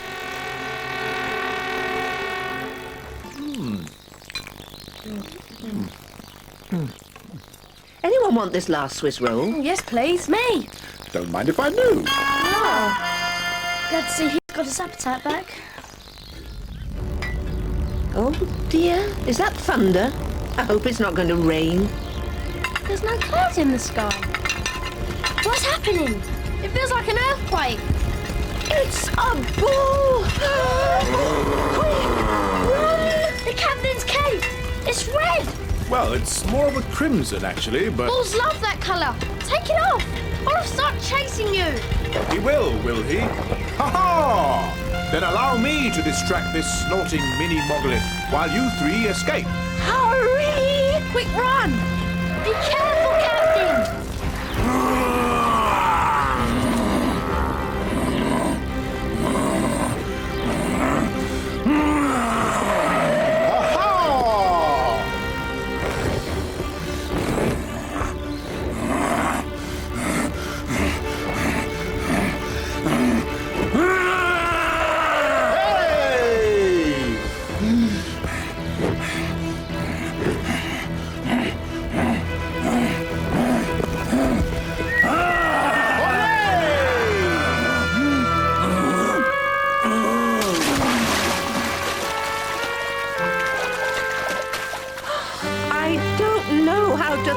You, Captain Crimson.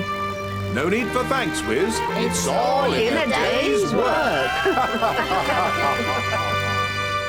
Yeah, we love Captain Crimson. We love Captain Crimson, don't we? Yeah, it's brilliant. Oh, Slow-Mo, you're allowed to calm down now. We're not still playing in the manner of the word, honestly. Anyway, I must get on with my terrific travel report on the magnificent manatees. Hey, why don't you write a report on the manatees too? Go back and have another look at the film. You could use a factual style or write a travel report in an advertising style, just like I'm going to do. Yeah, but make sure you don't advertise boat trips to see the manatees. We don't want them getting injured, do we? Anyway, whatever kind of report you choose, remember to put in lots of descriptive words to make it really, really interesting. Like me, I'm full of words and I'm very, very interesting. Aha! Well, that's all from Dynamic Dynamo, the ace reporter, and Slick Slow-Mo, the spectacular speller. See you next time, Dynamites. See ya. Bye!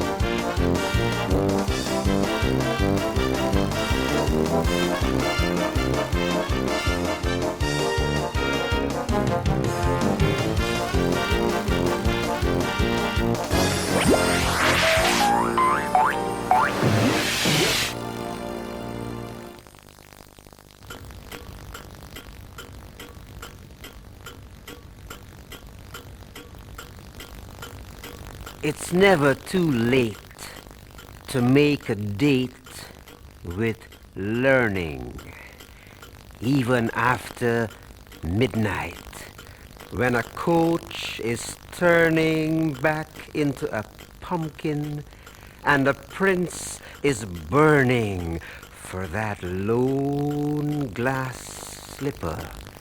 Be you sound or light sleeper, enter the learning zone that holds the key to doors unknown.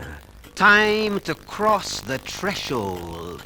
Be you young or be you old, you are the first step of the learning journey. You are your own seed of the learning tree.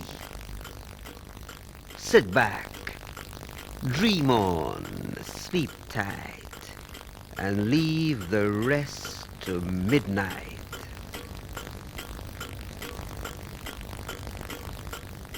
There's a BBC Learning Zone brochure available with details of the wide variety of subjects you can record and play at your leisure, and it covers programmes until the end of September. Ring the Education Information Line for a free copy on 08700 100 321.